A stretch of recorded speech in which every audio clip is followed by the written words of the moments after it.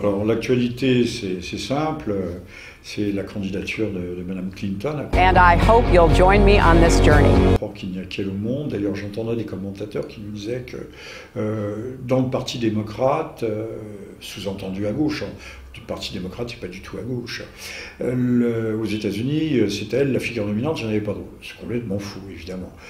Mais à croire que c'est déjà la candidate des médias français, jouant d'ailleurs sur deux qualités, à la fois l'expérience, une femme d'expérience et une femme tout court. Bon, enfin, on verra bien ce que cela donne, mais je pense qu'elle a affaire à forte partie de l'autre côté. Toujours est-il qu'encore une fois, les médias, de façon assez indécente, tout d'un coup, s'emparent de ce cheval et se mettent au galop. Ça, ce sont les médias français. Il faudrait peut-être un jour que nos concitoyens soient un peu critiques à l'égard des chaînes qui leur bourrent le crâne. Alors l'autre fait, bon, ne parlons pas du rapprochement et de M. Obama qui essaye de normaliser ses relations avec Cuba, il y parviendra d'ailleurs, il était temps, il serait temps, on ne voit pas en quoi Cuba était encore un État terroriste, et puis la reprise des combats au Donbass, bien sûr ce n'est pas à l'arme lourde, mais enfin bon, le cessez-le-feu est transgressé quasiment tous les jours, les accords de Minsk II sont mis à mal, et là aussi on a un foyer purulent qui peut déboucher sur beaucoup plus grave pour l'avenir de l'Europe et de la stabilité d'ailleurs internationale.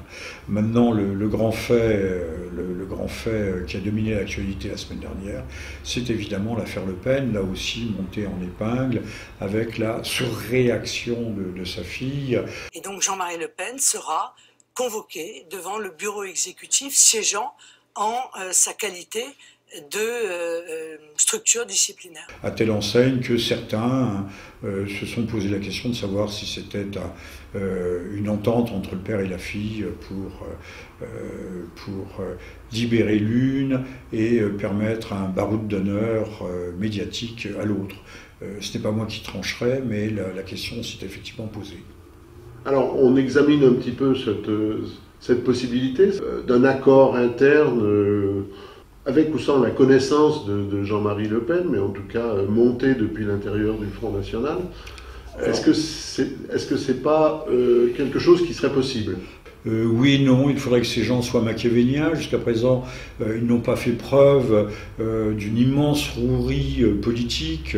Leur démarche est assez simpliste, peu stratégique, si je puis dire, encore que maintenant il y ait un certain nombre de personnages plus ou moins retors. Alors, il faut voir le commentaire de l'ancien directeur de la communication de Jean-Marie Le Pen, Laurent de Saint-Affrique, qui évidemment vient aujourd'hui chier, mais avec élégance, vient chier dans les bottes de son ancien patron, en disant qu'il l'avait très très bien connu, intimement connu même peut-être. Aucun sous-entendu dans mon propos. Disant qu'il ne croyait pas une seule seconde à la comédie que nous aurait jouée Marine Le Pen, habillée en veuve noire, comme pour le deuil physique de son père. Il est vrai que si on doit envisager l'affaire sous cet angle, ça serait une très belle opération. Le patriarche sort de la scène politique, ou en tout cas se réaffirme en tant qu'il est, fondateur du Front National, mais d'un Front National qui aujourd'hui ne peut plus concourir pour la présidence, en tout cas ne peut pas prétendre sous ses auspices, les auspices du patriarche, à arriver jusqu'à l'Élysée, et libérant ainsi sa fille d'un certain handicap, qui est un mot anglais, d'un certain boulet, puisqu'on a comparé aussi le vieux monsieur Le Pen à un boulet. Moi, personnellement, j'ai un peu de mal à croire à cette hypothèse, connaissant un peu l'homme, ayant eu l'occasion en tant que journaliste de le rencontrer de façon assez approfondie. On sait que c'est un homme très orgueilleux, très autoritaire. Il est bien connu qu'à l'ombre des chênes, rien ne pousse. La jalousie père-fille peut tout à fait exister et l'on a un peu l'impression de voir se répéter l'affaire de Bruno Maigret. Maintenant, je ne peux pas sonder les reins et les cœurs. Cette hypothèse est tout aussi valable que l'autre. Elle est moins à l'honneur de Madame Le Pen, qui a surréagi. Elle aurait très bien pu dire « lui c'est lui, moi c'est moi », mais avant tout et à la fin de tout, c'est mon père. Il reste mon père. Bien sûr, il représente une tendance forte, mais qui ne représente, d'après les sondages, que 7 à 8% de l'électorat du Front National. Il représente un socle historique que l'on ne peut pas nier. La France ne doit pas renier son histoire. Et là, elle aurait pu citer à la fois Georges Pompidou et François Mitterrand, disant qu'on ne peut pas vivre en permanence sur une mémoire impérissable, sur l'absence d'oubli et sur la culture de la haine. Les deux hommes, le gaulliste né dans l'écurie, formé dans l'écurie de Rothschild, Monsieur Georges Pompidou, et François Mitterrand ont tenu, à quelques décennies près, ont tenu le même discours. Voilà, elle aurait pu avoir un discours plus modéré, j'oserais presque dire plus humain. Elle ne l'a pas tenu, elle a préféré la rupture et convoqué son père devant un conseil de discipline, ce qui semble tout à fait extraordinaire, les enfants jugeant les parents. Aujourd'hui, conseil de discipline qui d'ailleurs normalement ne devrait pas avoir lieu. Enfin, on a l'impression d'assister à une sorte de comédie courtelinesque avec des entrées et des sorties sur scène. Tout ça est malgré tout, il reste de la petite cuisine et ne donne pas une idée grandiose de la politique en France. C'est Marine Le Pen qui est élu président de la République avec 51,9% des voix. Certes, il faut balayer large pour arriver jusqu'aux ors de l'Élysée, mais accéder à la présidence, pourquoi faire? Quelle sera la politique? Aujourd'hui, Madame Le Pen apparaît un peu comme la cinquième roue du carrosse, même si elle est en nombre de voix potentielles le premier parti de France, pour faire une politique qui se démarquera à peine de celle de l'UMP. Tout le monde la tacle sur son programme économique. Je n'en suis pas tout à fait juge, mais je crois que si c'est pour faire du Syriza, c'est-à-dire une politique, la politique prônée par l'ultra-gauche, qui un jour est contre l'Europe et veut sortir de l'euro, mais qui en même temps fait des courbettes et négocie avec beaucoup de ronds-jambes avec les autorités bruxelloises, tout cela, là également, n'est pas tout à fait grandiose et n'est pas de la très grande politique. Quand on voit que Syriza aujourd'hui veut se payer sur la bête et faire payer l'Allemagne, alors que les traités internationaux ont réglé la question des dommages de guerre. Est-ce qu'il n'y a pas une tentative de mélenchonisation de Jean-Marie Le Pen ou de la droite du Front National? Alors, tentative de mélenchonisation, je dirais plutôt cela pour Marine Le Pen, qui, encore une fois, a montré ses presque pâmés lorsque le parti Syriza est arrivé aux affaires en Grèce. Enfin, il ne faut pas oublier que le parti Syriza veut ouvrir les frontières de l'Europe à l'immigration, une Europe massive, que le ministre de la Justice de Syriza nous a dit que si l'Europe ne cédait pas, et Francfort, c'est quand même en Allemagne, c'est le siège de la Banque Centrale Européenne, la BCE, si parmi ces immigrés il y avait quelques djihadistes qui s'installent en Allemagne, ils ne verraient peut-être pas ça d'un mauvais œil. Ce sont quand même des propos totalement irresponsables de la part d'un homme politique européen. Et ce qui montre d'ailleurs une très mauvaise mentalité. Alors, si c'est ça la source d'inspiration de Madame Le Pen, écoutez, il faut lui rappeler qu'elle est extrêmement mal conseillée et que le seul vrai, réel pouvoir d'un homme politique ou de quelqu'un qui prétend l'être, c'est le choix de ses collaborateurs. que Mme Le Pen s'entoure, mais là aussi je pense que Mme Le Pen a les défauts de ses qualités, et surtout les défauts de son père, c'est-à-dire qu'elle ne s'entoure que de gens qui forment une cour et qui, sans être tout à fait des bénis oui-oui, sont toujours d'accord avec la patronne. Donc on ne peut pas faire servir n'étant pas plaire, on ne peut pas faire de la saine politique une politique efficace, et la politique d'ailleurs quasiment révolutionnaire qu'il faudrait faire en France pour remettre les choses à l'endroit. Ce qui est frappant, c'est que tous les ténors du Front National se sont jetés comme des chiens sur Jean-Marie Le Pen. Curieusement, le compagnon de Marine Le Pen, M. Alliot, a été l'un des plus modérés, en disant que je crois que M. Le Pen était M. Le Pen, enfin lui-même est resté sur la réserve. Mais les ténors, quel ténor? M. Gollnisch a été d'une neutralité de violette. Le seul que l'on ait véritablement entendu, comme d'habitude dans les médias, c'est le sieur Philippot, dont les positions sont connues, qui sont même à la limite en deçà de celles de M. Dupont-Aignan, qui ne représente politiquement rien dans ce pays. Rappelons que Syriza a fait alliance avec un petit parti souverainiste un peu semblable, les Grecs indépendants, un peu semblable à celui de M. Dupont-Aignan. Donc c'est le mariage de la carpe et du lapin. Il y a des mariages contre nature. Si c'est cela, encore une fois, le seul modèle politique que l'on puisse nous proposer, c'est un peu court. Alors, il est vrai que Mme Le Pen est persuadée qu'elle possède une aura qui va lui permettre de monter indéfiniment. Non, elle mésestime, à mon avis, les forces qui lui font barrage, qui sont des forces extrêmement puissantes, les capacités techniques de manipulation à la fois de l'opinion, mais des institutions qui la repousseront toujours à l'extérieur de la sphère du pouvoir. Et qui plus est, elle ne comprend pas que ce qui pousse aujourd'hui le Front National, ce sont des forces telluriques profondes qui existent depuis longtemps. Elle atteint aujourd'hui l'étiage de 25%, mais cet étiage existe depuis au moins 20 ou 30 ans. Seulement, il n'était pas mis en valeur, il n'était pas mis en exergue, il n'était pas exploité par le Front National, qui n'en avait pas, à mon avis, les possibilités ni tactiques ni stratégiques. Oui. Alors, examinons une autre hypothèse qui court de temps en temps sur la toile, que les élections présidentielles aient lieu plus tôt que prévu. Écoutez, on le souhaiterait tous, mais malheureusement, M. Hollande a l'air de s'accrocher. Il est tous les jours à une inauguration sur un lit d'hôpital, rarement dans les usines en grève, mais sur tous les lieux de catastrophe. Il va j'oserais presque le dire, se pavaner ici et là, à l'étranger, sur des estrades.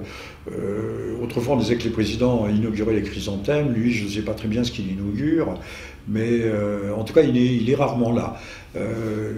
Alors bien sûr, il peut se flatter aujourd'hui du succès de la vente de 26 Rafales, je crois, à l'Inde. Ce que l'on ne dit pas, c'est qu'il y aurait peut-être par là-dessous un marchandage. La France étant engagée à peut-être soutenir la candidature de l'Inde à un siège permanent du Conseil de sécurité des Nations Unies, puisqu'il va falloir un jour ou l'autre ouvrir. Il y a déjà eu la Chine qui est arrivée, qui s'est raccrochée aux 4 vainqueurs, si on peut dire, si la France tentait que la France était vainqueur à la sortie de la Seconde Guerre mondiale. Il y a eu la Chine, mais on avait parlé de l'Afrique du Sud, récemment on parlait du Nigeria, et à telle enseigne d'ailleurs que M. Sarkozy était allé en Afrique du Sud marchander également le soutien de la candidature sud-africaine en échange de l'achat à Areva d'un certain nombre de centrales nucléaires. Vous voyez, la France essaye de sauver les meubles. Alors on vient de vendre quelques Rafales à l'Égypte, quelques Rafales à l'Inde. Cet avion qui était invendable, non pas parce qu'il est mauvais, mais parce qu'il est trop cher. C'est une belle réussite technique, mais qui est déjà surclassé par les chasseurs bombardiers de la 5e génération, tant américains que russes. Donc il faut voir aussi quel est le dessous réel des cartes et quelle est la véritable nature des succès dont se prévalent nos hommes politiques. Donc on voudrait que M. Hollande dégage. Malheureusement, il n'y a pas de mouvement de fond dans ce pays.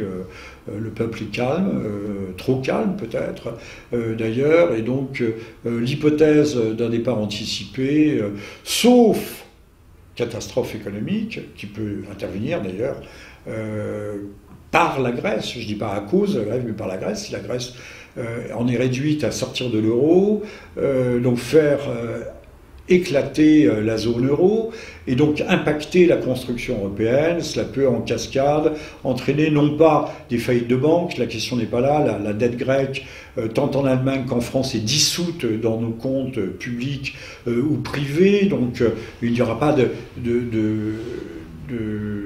retentissement de ce point de vue, du point de vue strictement bancaire, mais il est vrai qu'en cascade, la Grèce peut constituer un extraordinaire mauvais exemple d'un pays sortant à la fois de la zone euro, mais peut-être également de l'Union européenne, et à ce moment-là, on peut assister à un détramage. Et puis, le grand bouleversement peut intervenir en bien d'autres lieux. Ça peut être une crise financière grave en Chine. Je rappellerai qu'il y a une bulle spéculative immobilière qui n'attend que le jour où elle crèvera.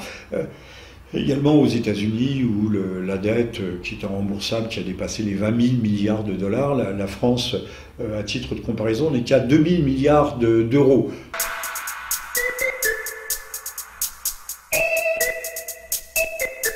Les suppositions les plus échevelées se multiplient.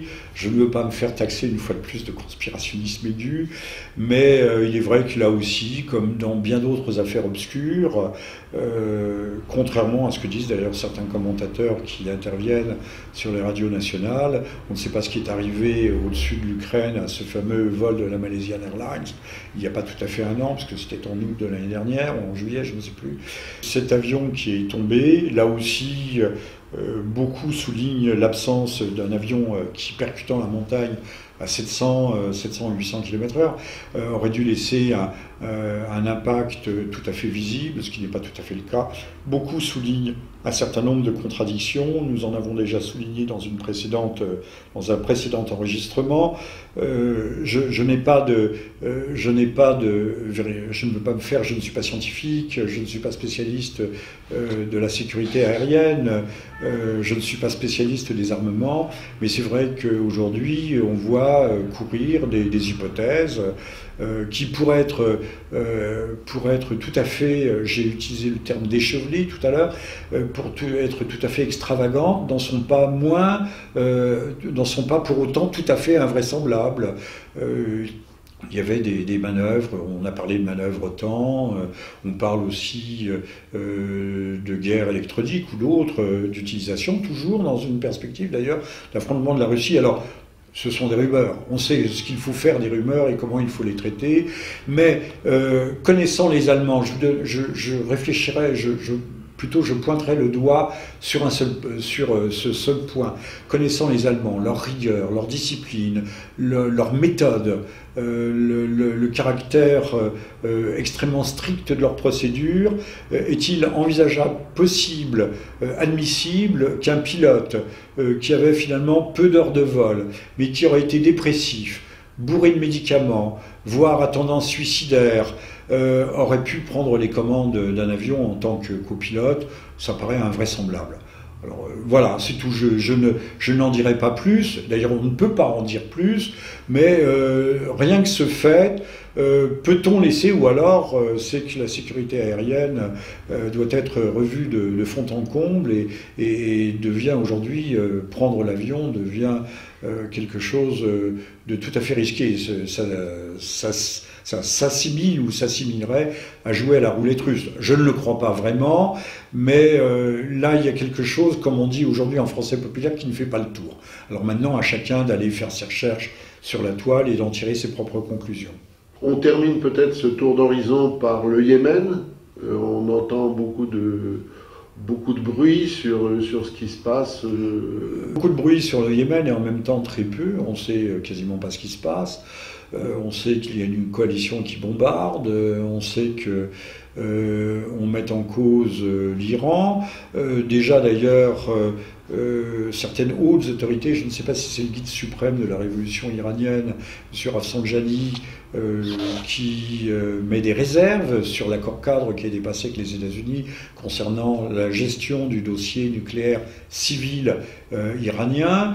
J'ai l'impression que, à travers le Yémen, qui est un nouveau front de guerre, l'Irak est en guerre, la Syrie est en guerre, l'Ukraine est en guerre, la Libye est en guerre, que ce nouveau front de guerre ne s'est pas ouvert tout à fait par hasard. On sait d'ailleurs qu'Israël, par la bande, interviendrait.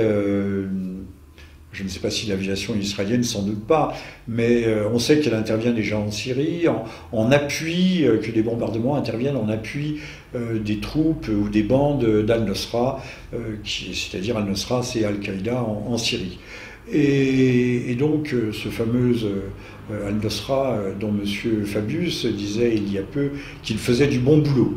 La question d'une levée de l'embargo sur les armes se pose de plus en plus car nous avons un déséquilibre évident entre Bachar el-Assad qui est alimenté par des armes venues d'Iran et de Russie qui sont des armes puissantes et la coalition nationale qui ne dispose pas de ces mêmes armes. Alors chacun interprétera ce propos comme il le souhaitera. Donc la situation, encore une fois, ce nouveau front de guerre, avec le désastre humanitaire qu'il engendre, n'est pas à négliger, puisqu'on peut se demander si demain, à partir de la Libye, les choses n'évolueront pas. On sait, après l'attentat qui est intervenu à Tunis récemment, au musée du Bardo, qu'il y a des maquis djihadistes à la frontière tuniso-algérienne, si demain ce n'est pas l'Algérie qui risquera d'être déstabilisée. Quoique le service sécuritaire, l'armée, la police algérienne sont extrêmement aguerris par les fameuses années de braise, dans les années 90, quand le processus démocratique avait été arrêté.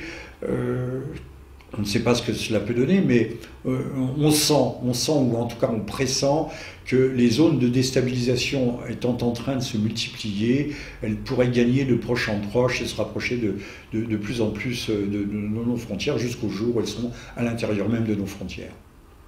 Alors pour conclure, on a appris hier que le pape François avait élevé la voix contre le génocide arménien et donc contre la Turquie. Qu'est-ce que vous en pensez? Le pape François a rappelé, c'était l'anniversaire du génocide arménien hier, parce qu'il faut appeler un chat, un génocide, un génocide. Les papes ne s'en étaient pas privés par le passé, mais n'avaient pas utilisé ce terme de génocide qui a grandement fâché Ankara, qui a aussitôt rappelé son ambassadeur du Vatican, puisqu'il faut savoir que le Vatican est un micro-État, c'est un État comme un autre, même s'il n'a que le statut d'observateur à l'Assemblée générale des Nations Unies. La chose est à la fois grave et importante, puisqu'il va s'agir peut-être, cela constituera l'une des grandes tâches des générations qui sont en train de monter.